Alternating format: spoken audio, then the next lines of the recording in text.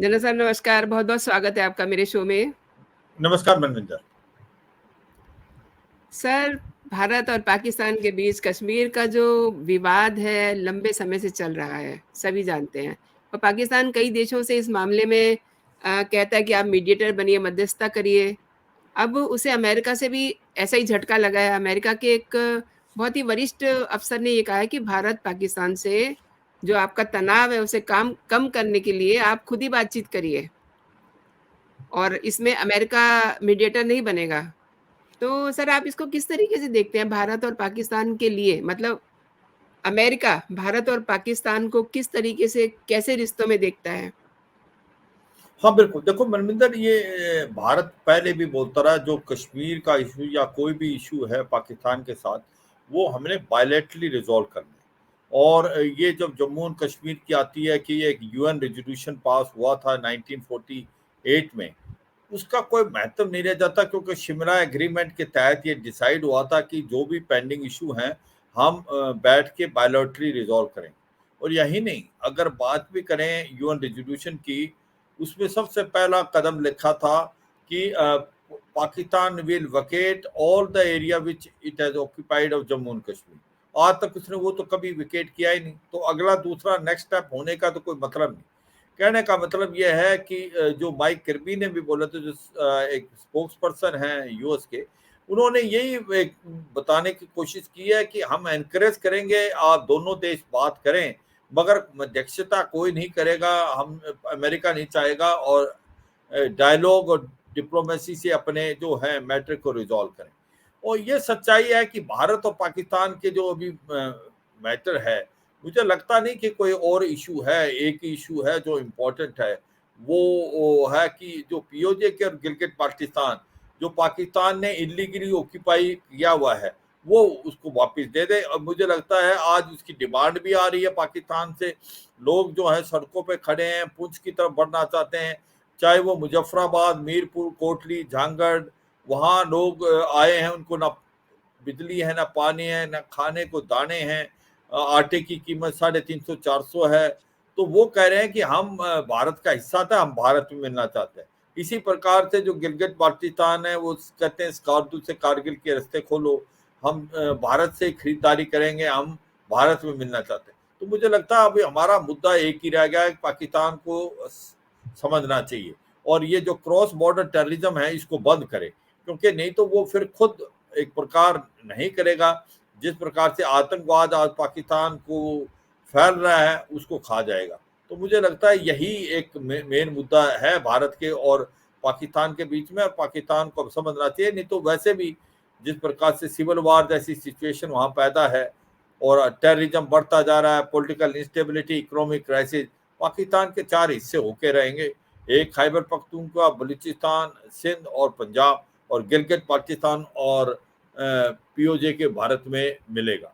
मनविंदर। अ, अभी 2-3 दिन पहले मैं कुछ देख रही थी, पढ़ रही थी, तो उसमें वहाँ के आम जो यू कैन से यूट्यूबर्स हैं, वो उन्होंने इच्छा व्यक्त की कि हमें भी एक मोदी जैसा बिल्कुल। अ, प्रधानमंत्री मिले, हमें भी एक एस जयशंकर जैसा विदेश मंत्री मिले जो हमारी अच्छी कहानियाँ सुनाए। आई मीन वो कुछ अच्छे होने के ख्वाब देख रहे हैं। हाँ बिल्कुल, देखो मनविंदर, सच्चाई से बोला है। उस चीज को आप ये देखें, जो यूट्यूबर हैं पाकिस्तान में, अब अवाम जागरूक हो गए। अवाम को लग रहा है पाकिस्तान में कि उनका भट्टा गोल है, वो इनके जो लोग राज कर रहे हैं उन्होंने किया। 75 साल में से 33 साल तो पाकिस्तान की आर्मी ने डायरेक्ट रूल किया, और 40 से 45 साल पीछे से किया रूल। और आज ये है, पाकिस्तान को लगता है कि उनका भट्टा गोल इसीलिए हुआ कि उनके जो रूलर थे उन्होंने अच्छी तरीके से रूल नहीं किया, करप्शन की, पॉलिटिकल इंस्टेबिलिटी की। और जैसे पाकिस्तान की आर्मी है, उसने एक फौजी फाउंडेशन चलाया, इकोनॉमिक पैरेलल गवर्नमेंट चलाई। तो अब उनको लग रहा है कि जो पाकिस्तान जिसकी जीडीपी भारत से के करीब करीब किसी हद तक अच्छी थी 1960 तक, आज वो टूटने के कगार पे कैसे होगा। आज उसका फॉरेन रिजर्व $4.1 बिलियन है, 15 दिन का इंपोर्ट नहीं। $186 बिलियन का कर्जा है, उसका रुपी 77% गिर गया है एक साल के अंदर। आज $300 एक डॉलर के बराबर है। इंपोर्ट बढ़ते जा रहे हैं, एक्सपोर्ट जो टेक्सटाइल की इंडस्ट्री थी वो भी ठप पड़ी है। इन्वेस्टमेंट कोई हो नहीं रही क्योंकि आतंकवाद बढ़ता जा रहा है पाकिस्तान में। तो ऐसे में लोग कह रहे हैं कि कहीं ना कहीं हमारी बदकिस्मती है कि हमें ऐसा लीडर नहीं मिला जो कि प्राइम मिनिस्टर मोदी है भारत का। वो हम तो नहीं कह रहे, वो इसलिए कह रहे हैं कि ट्रैक रिकॉर्ड कि एक प्राइम मिनिस्टर मोदी है जो कि देश के लिए काम कर रहा है, वो अपने लिए नहीं कर रहा। उसका तो कोई परिवार नहीं है, वो तो बस अपन देश को परिवार मानता है। तो इसमें कोई शक नहीं, ये जो आवाज आ रही है उनके दिल से आ रही है, हम तो कोई बोल नहीं रहा। आपने तो आप तो एक जर्नलिस्ट हैं, आप देखते रहते हैं, तो ये सच्चाई है। और ये एक विडंबना है पाकिस्तान की, उसकी कोई भी ऐसा सेल्फलेस अभी तक लीडर नहीं बना। जो सब बने हैं परिवारवादी किए, चाहे वो PMLN हो, PPP हो, वो उनकी आप देखें दादा पोता और भाई भतीजा ये चलता है। तो ये बात, और डॉक्टर एस जयशंकर का भी जो उन्होंने बोला बहुत अच्छा है कि एक बहुत अच्छा स्टेप लिया था प्राइम मिनिस्टर मोदी ने, मोदी गवर्नमेंट ने, जब डॉक्टर एस जयशंकर को इन्हें मिनिस्टर ऑफ एक्सटेरियर अफेयर्स बनाया। वो एक मजे हुए मिनिस्टर हैं, बहुत ही काबिल डिप्लोमेट रह चुके हैं। तो उनका जो नजरिया है डिप्लोमेसी को लेके, जिस प्रकार से भारत का कद बढ़ाया उन्होंने वर्ल्ड के अंदर अपनी एक साफ सुथरी डिप्लोमेसी से, वो काबिल तारीफ है। तो ये जो बोल रहे हैं ये सच्चे मन से बोल रहे हैं, और उनको लग रहा है कि अगर मोदी जैसा प्राइम मिनिस्टर और डॉक्टर एस जयशंकर जैसा minister of external affairs Pakistan को मिल जाए तो पाकिस्तान का भी बेड़ा पार हो सकता है। मनविंदर, बहुत सही कहा आपने सर। सऊदी से पाकिस्तान को एक बड़ा झटका लगा है, क्योंकि भारत के साथ सऊदी अरब खुलकर आ गया है, मतलब हमारे साथ खड़ा है। और पाकिस्तानी पीएम हाल ही में सऊदी गए थे और वहाँ उन्होंने प्रिंस मोहम्मद बिन सलमान से मुलाकात की। इस मुलाकात को लेकर के सऊदी ने कहा कि दोनों देशों को यूएनएससी के जो प्रस्ताव हैं, उनको लेकर के आपस में बैठ के बातचीत करनी चाहिए और मसलों को हल करना चाहिए। अब सऊदी का ये बयान जो है अ, भारत के साथ जो रिलेशनशिप है उसका उसको शो कर रहा है, और दोनों देश India, middle east, Europe corridor में भी हैं। तो आप सर कैसे देखते हैं? क्योंकि पाकिस्तान को तो उसने एक टका सा जवाब दे दिया। बिल्कुल देखो सच्चाई है, आपने बहुत अच्छा बोला कि सऊदी अरेबिया, UAE और ओमान ये सारे OIC के मेंबर हैं, और ये हरदम पाकिस्तान के साथ खड़े रहे, और वो कश्मीर इशू में इन्होंने पाकिस्तान का साथ दिया। मगर अब उसमें बहुत बदलाव आ गया। आज उनको सच्चाई नजर आने लगी है कि पाकिस्तान एक आतंकवाद देश है, और इकोनॉमिकली जो अगर अच्छा नहीं कर रहा तो वो क्यों, क्योंकि उसने आतंकवाद का साथ दिया। आज कोई भी उसके साथ अपने रिलेशनशिप नहीं बढ़ाना चाहता। अब जो शहबाज शरीफ गए हैं थे, जो 3 दिन दौरे पे सऊदी अरेबिया, और वो मोहम्मद बिन सलमान जो प्रिंस क्राउन से मिले, तो उन्होंने पहले तो उनको ये बताया कि वो आपको कोई लोन नहीं देंगे। एक तो सऊदी ने बड़े साफ सुथरे शब्दों में बोला हम $4 बिलियन के करीब इन्वेस्ट करेंगे पाकिस्तान में, लोन नहीं देंगे। तो वो एक सबसे पहला धक्का लगा। दूसरा धक्का ये लगा कि उनको लगता था कि पाकिस्तान का जो कश्मीर इशू पे हरदम सऊदी खड़ा रहा है, अब सऊदी अरेबिया को अब लगने लगा है कि जो पाकिस्तान है उसका स्टैंड कमजोर है, और वो यही कह रहे हैं कि आप बैठें और म्यूचुअली इसको रिजॉल्व करें। एक प्रकार से उनको साफ सुथरे शब्दों में ये बता दिया है कि जो आप अच्छे रिलेशन नहीं करेंगे भारत के साथ तो आपको ही नुकसान होगा। और ये भी सच्चाई है कि जिस प्रकार से भारत के अंदर कश्मीर के इशू के लिए, और कश्मीर के अंदर जब G20 की मीटिंग थी डेलीगेशन की, तो सऊदी भी आया, UAE भी आई, और उन्होंने 500 करोड़ रुपए इन्वेस्ट करने का भी अपना एक प्रस्ताव रखा है, स्पेशली कश्मीर घाटी में, श्रीनगर में, हॉस्पिटलिटी इंडस्ट्री में। तो ये दिखलाता है कि आज की तारीख में भारत और सऊदी के रिलेशनशिप बढ़ते जा रहे हैं, क्योंकि उनको नजर आ रहा है कि आने वाले समय में ये जो ऑयल है इसका फ्यूचर नहीं है। अगले 7-8 साल में ऑयल बिल्कुल खत्म हो जाएगा। उनको इकोनॉमी बढ़ानी है, और भारत से ज्यादा अच्छा देश कौन सा है जो आपको इतनी ह्यूज मार्केट देता है और आपके नजदीक है। यूरोप में वो इतना जल्दी जा नहीं सकते, तो इसलिए अब उनका जो झुकाव है वो कंप्लीटली भारत की तरफ है। और पाकिस्तान को वो इरिटेंट समझते हैं, क्योंकि पाकिस्तान तो एक ही चीज में अच्छा है कि वो है आतंकवाद फैलाना। अब वो मुझे लगता है कि शीशा दिखाया जा रहा है सऊदी अरेबिया ने पाकिस्तान को कि आप खुद टूटने के कगार पे हो, अच्छे रिलेशन रखोगे भारत से तो हो सकता है आप बच जाओ। तो मुझे लगता है एक बहुत अच्छा मैसेज दिया है प्रिंस क्राउन सऊदी अरेबिया के मोहम्मद बिन सलमान ने पाकिस्तान के जो प्राइम मिनिस्टर शहबाज शरीफ जो कटोरा लेके वहां पर पहुंचे थे। मनविंदर जी, सही कह रहे हैं आप, और इन सब की वजह जो है वो हमारे देश के जो प्रधानमंत्री हैं, उनका बढ़ता कद है। पाकिस्तान हमेशा सर मीडिएटर चाहता है, यानी कि कोई भी उसकी प्रॉब्लम हो तो हाँ उसमें कोई बीच में पड़ जाए और उसका जो है प्रॉब्लम का सॉल्यूशन हो जाए। अब किसी भी मुद्दे पे उसकी यही एटीट्यूड होता है। पाकिस्तान को ये भी चाहिए कि वो तरक्की करे, वो ये भी चाहता है कि उसके रिश्ते भारत से अच्छे हो जाएँ। अब 2019 में इस्लामाबाद की तरफ से भारत के साथ व्यापार आपको पता ही है सस्पेंड कर दिया गया था, अब कोई उनके साथ हमारा व्यापारिक रिश्ता नहीं है। अब उसकी हालत इतनी खराब हो गई है, किसी से छिपी हुई नहीं है। सवाल ये है कि पाकिस्तान को हमेशा हमेशा उसे मीडिएटर क्यों चाहिए? दोनों मिलके भी तो बात कर सकते हैं, लेकिन शायद से पाकिस्तान डरता है क्योंकि उसके कारनामे ऐसे हैं, उसकी जिसे कहते हैं ना करतूतें ऐसी हैं, क्या वो इसलिए डरता है? क्या कहते हैं सर? हाँ, बिल्कुल। देखो, बातचीत बायलैटरली तो तब करे जब उसके केस में जान हो, क्योंकि वो है बातचीत सॉल्यूशन नहीं निकालना चाहता, वो तो कॉम्प्लिकेट करना चाहता है। इसीलिए वो थर्ड पार्टी को हरदम बुलाने की कोशिश करता है, कभी अमेरिका को बोलता है।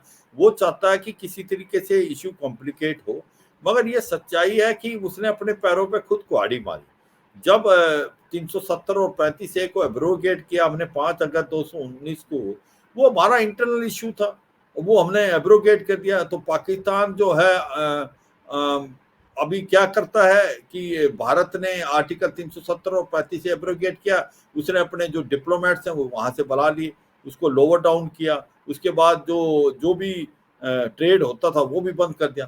तो अब वो किस मुंह से स्टार्ट करेगा? आर्टिकल 370 और 35 तो एब्रोगेट है, वो तो दोबारा कभी भी वापस नहीं आएंगे। तो सच्चाई है पाकिस्तान तो अपनी गलतियों का शिकार है। अब बात आती है कि क्या भारत को उसकी जरूरत है? भारत की तो बिल्कुल जरूरत नहीं है। भारत जिसका फॉरेन रिजर्व 440 बिलियन डॉलर से ज्यादा है, जिसका ट्रेड जो है अमेरिका से भी बहुत है, यूरोप से बहुत ज्यादा ट्रेड है, चाइना से भी भारत का ट्रेड है, सऊदी से भी, जापान से, ऑस्ट्रेलिया के। और पाकिस्तान तो एक बिल्कुल ही ऐसा था, पहले भी बहुत कम था, मगर अगर ट्रेड होता है तो पाकिस्तान को भारत से बहुत फायदा होता है, क्योंकि भारत जो है वहाँ यहाँ से जो सामान है एक तो सस्ता मिलेगा, एक जल्दी मिलेगा, ट्रांसपोर्टेशन कॉस्ट भी कम होगी। मगर वो तो तब है जबकि ट्रेड स्टार्ट हो, और मुझे लगता नहीं इन हालातों में भारत बातचीत करने की कोशिश करना चाहेगा। इवन मुझे लगता है कि भारत के जो इलेक्शन होने के बाद और जो सबको लग रहा है जिस प्रकार से झुकाव है प्राइम मिनिस्टर मोदी का ने जिस प्रकार से उनकी गवर्नमेंट ने काम किया है, मोदी 3.0 आने के 100% चांसेस है। और मुझे नहीं लगता जो हमारी गवर्नमेंट एनडीए की वो बातचीत करना चाहेगी पाकिस्तान से, पाकिस्तान को बिल्कुल भी आइसोलेट नहीं। किया जाएगा। तो उसको जी। मद्देनजर रखते हुए पाकिस्तान तो खुद अपने विक्टिम है अपने करे करतूत का। और ये सच्चाई है कि आज की तारीख में पाकिस्तान के टूटने के कगार ही ये है कि इन्होंने पास और कोई इंडस्ट्री नहीं है एक्सेप्ट टेररिज्म। तो ये सच्चाई है कि पाकिस्तान जो है वो समझा नहीं अपने अपने उसको, और वो भारत की तरफ उंगली उठाता रहा, और उसका कोई फायदा तो है नहीं। आज उसको पता लग गया कि कहाँ कितने पानी में है, कोई उनको सुन नहीं रहा, कटोरा लेके हर जगह पैसे मांग रहे हैं, जिस देश में जाता वही सोचता फिर मांगने आ गए। आईएमएफ लोन देने को तैयार नहीं है, वो कहता सब्सिडी यूज करो, टैक्सेस घटाओ, और डिफेंस बजट को कम करो, और ये फौजी फाउंडेशन जो है इसको इसको टैक्स के दायरे में लाओ, वो कर नहीं पा रहा। तो ये सच्चाई है, अपने ही जो बीज बोए थे उसका फल काट रहा है। मनविंदर। सर कच्छातीप द्वीप पर भी मैं आपकी टिप्पणी लेना चाहूंगी, इनफैक्ट समझना चाहूंगी ताकि मेरे दर्शक भी समझ सकें। देखो ये काचा तीयू जो आइलैंड है ये भारत और श्रीलंका के बीच में है, और भारत से करीब करीब 20 नॉटिकल माइल है। और ये एक बैरन है, इसमें इनहेबिटेड नहीं है, इसमें लोग नहीं रहते, इसमें एक चर्च है बस बनी हुई। अब इशू आया 1974 में, इसको भारत ने श्रीलंका को दे दिया, और 1976 में, 1974 तक तो उसको दिया, तब तक हमारे फिशरमैन जाते थे। 1976 में जो लॉ पास हुआ उसके तहत हमारे फिशरमैन नहीं जा सकते, और उससे क्या हो रहा है कि अब हमारे जो फिशरमैन हैं अगर उस तरफ जाते हैं तो उसको श्रीलंकन की जो नेवी है वो पकड़ लेती है। अभी जी, हमारे करीब करीब 5-6 हजार जो फिशरमैन वो पकड़े गए हैं, बोट भी पकड़ी गई हैं। तो ये एक सच्चाई है। क्या हमें जो ये कच्छातीपू आइलैंड देना चाहिए था? मुझे लगता है उसमें काफी बड़ी गलती कर दी। ये नहीं सोचना चाहिए कि ये आइलैंड जो है एक प्रकार से अनइनहेबिटेड है, इसके अंदर कोई लोग नहीं रहते, इसका कोई मतलब नहीं। हर आइलैंड एक प्रकार से स्प्रिंग बोर्ड है, क्योंकि जो आइलैंड आप काबू ले लेंगे तो वहां तक आपका एक्सक्लूसिव इकोनॉमिक जोन आता है, वहां पर आप बिल्कुल, मछुआरे जा सकते हैं, आप उसका इस्तेमाल आने वाले टाइम में कर सकते हो। कल को चीन जो आ रहा है श्रीलंका के नजदीक, हमन टोटा ले लिया उसने, और कोलंबो पोर्ट को कर रहा है, कल को ये पोर्ट अगर ये आइलैंड दे देता है श्रीलंका, तो आप क्या करेंगे? श्रीलंका को दे दिया। तो मुझे लगता है ये जो कार्रवाई उस समय की थी, उस टाइम गवर्नमेंट ने क्या सोच विचार करके दिया, पर मुझे लगता है ये एक स्ट्रेटेजिक मिस्टेक थी। अब हम इसको कैसे दूर कर सकते हैं, ये बड़ा इंपॉर्टेंट है। क्या जी, ये आइलैंड दोबारा मिल सकता है? मुझे नहीं लगता कि वो इतना आसान होगा। उसके लिए दो ही तरीके हैं, या तो लड़ाई लड़ो और या इंटरनेशनल कोर्ट ऑफ जस्टिस में जाओ। तो दोनों तरीके मुझे नहीं लगता कि वो कोई एक प्रकार सॉल्यूशन है, क्योंकि श्रीलंका एक हमारा पड़ोसी और मित्र देश है। हमने अभी $4 बिलियन उनको पैसा देके, जब वो डिफॉल्ट करने वाले थे, उनको बचाया। तो मुझे नहीं लगता ऐसा कुछ इसका सॉल्यूशन है, या इसका एक ही सॉल्यूशन है, आपस में बातचीत करके वो क्लॉज चेंज करना चाहिए कि जो हमारे मछुआरे हैं वो जा सकते हैं, वो नहीं पकड़े जाएं। वो जरूरी है आज की तारीख में, ये होना बहुत जरूरी है कि हमारे जो फिशरमैन हैं वो इस किच्चातीऊ आइलैंड के जाने से जो पकड़े जाते हैं या उनके ऊपर रिस्ट्रिक्शन है, वो रिस्ट्रिक्शन हटनी चाहिए जो 74 में थी। मुझे लगता है इसका अब एमिकेबल सोल्यूशन यही है, और कोई सोल्यूशन अब वो होना मुश्किल लगता है। मगर क्या ये स्ट्रेटेजिकल मिस्टेक थी जो हमने दिया? मैं कहता हूँ 100% नहीं देना चाहिए। पहले अपना इंटरेस्ट देखो, क्योंकि ये एक लैंड जो देना, ये मुझे लगता है बहुत बड़ी मिस्टेक हुई भारत की गवर्नमेंट की उस समय, क्या सोच विचार करके दिया। मगर अब मुझे लगता है इसका सबसे बड़ा सोल्यूशन यही है कि किसी प्रकार से हमारे जो फिशरमैन हैं उनको फिशिंग राइट मिले, और किच्चातीऊ में जा सकें और उसके आगे जा जा पाए। मनविंदर। सर आपने बहुत अच्छी बात कही क्योंकि ये एक आर्थिक उसकी बात से जुड़ा हुआ मैटर है, तो बातचीत करके इसको सुलझाया जा सकता है अगर सुलझे तो। लेकिन हाँ, इसी से जुड़ी हुई एक और बात है, कांग्रेस के एक बहुत ही सीनियर नेता हैं, राहुल गांधी के बहुत करीबी हैं, दिग्विजय सिंह। उन्होंने आज बड़ा बेतुका-सा मुझे आई एम सॉरी टू से बेतुका-सा विवादित बयान दिया। उन्होंने क्या कहा? उन्होंने कहा कि उस द्वीप पे तो कोई रहता ही नहीं है, तो दे दिया तो क्या हुआ? मतलब वेरी सिंपली सेइंग कि मतलब वहाँ तो कोई रहता ही नहीं है, यानी कि कोई रहता नहीं है तो उसे किसी को भी गिफ्ट कर दो। सर मैं आपसे ये जानना चाहती हूँ क्योंकि आप फ़ौज में रहे हैं और बहुत बड़े प्रोफ़ाइल में रहे हैं, 1 इंच ज़मीन के लिए हमारे सैनिक सीने पे गोली खाने के लिए तैयार रहते हैं और दिग्विजय सिंह ने किस तरीके का बयान दे दिया। हाँ, बिल्कुल बेतुका बयान है। ये आप समझने की कोशिश करो, ये आइलैंड का ये मतलब नहीं है वो उसके अंदर कोई रहता है नहीं रहता, उसका स्ट्रेटेजिक इंपॉर्टेंस है। उसको एग्ज़ैक्टली, ऑक्यूपाई करने से आपका एक्सक्लूसिव इकोनॉमिक जोन बढ़ जाता है, आप आगे तक है, वो स्प्रिंग बोर्ड का इस्तेमाल करता है, आप अपनी मिलिट्री बेस बना सकते हो। ये कहाँ से, ये तो मुझे लगता नहीं कि सोच समझ के कोई दिया है। यही कहीं ना कभी अक्साई चिन के बारे में बोला गया था कि वहां पर not even a blade of grass growth. अरे ऐसा नहीं होता, ये आपकी टेरिटरी है, आप दे नहीं सकते, इसका बहुत स्ट्रेटेजिक इंपॉर्टेंस होता है। अंडमान निको आइलैंड में 250 से ज्यादा आइलैंड्स हैं, उसमें से काफी ऐसे आइलैंड हैं जिनके अंदर कोई नहीं रहता, मगर उसका कतई मतलब नहीं कि आप किसी को दे दें, वो आपका एग्ज़ैक्टली, स्ट्रेटेजिक एसेट है। वहां पर बिल्कुल। अगर दुश्मन आके बैठ जाए तो क्या होगा। तो ये सच्चाई है। शायद ये जो कमेंट दिए ये स्ट्रेटेजिकली जो करेक्ट नहीं थे, और ये बेतुका है, ये सोच समझ के नहीं दिया गया। ये मुझे लगता है पॉलिटिकल कमेंट ज्यादा था, ना कि एक प्रकार के डिप्लोमेटिक कमेंट, जो कि ये समझ के देना चाहिए कि हर इंच देश का इंपॉर्टेंट है। आप कुछ नहीं, बिल्कुल, हाँ बातचीत करके कई चीजें करनी पड़ती हैं, मगर वो है जैसे अब हुआ है, तो इसका कोई सोल्यूशन कैसे निकालें, बैठ के बातचीत के, क्योंकि आज की तारीख में ये समझना चाहिए श्रीलंका भारत का एक बहुत इंपॉर्टेंट देश है, और वहां पर धीरे धीरे चीन अपने जो पकड़ मजबूत कर रहा है। हमन टोटा आइलैंड जो है, हमन टोटा पोर्ट जो है वो 99 ईयर्स के लीज पे ले लिया है, कोलंबो पोर्ट को हुँ। भी वो एक प्रकार से डेवलप कर रहा है। तो मुझे लगता है बातचीत बैठ के कोई ना कोई इसका सोल्यूशन निकालना चाहिए मनमिंदर। सर, आपने मेरे शो के लिए समय निकाला और इतनी अच्छी जानकारी मेरे दर्शकों को दी, आपका बहुत-बहुत शुक्रिया। जय हिंद, जय भारत। जय हिंद। जय हिंद सर।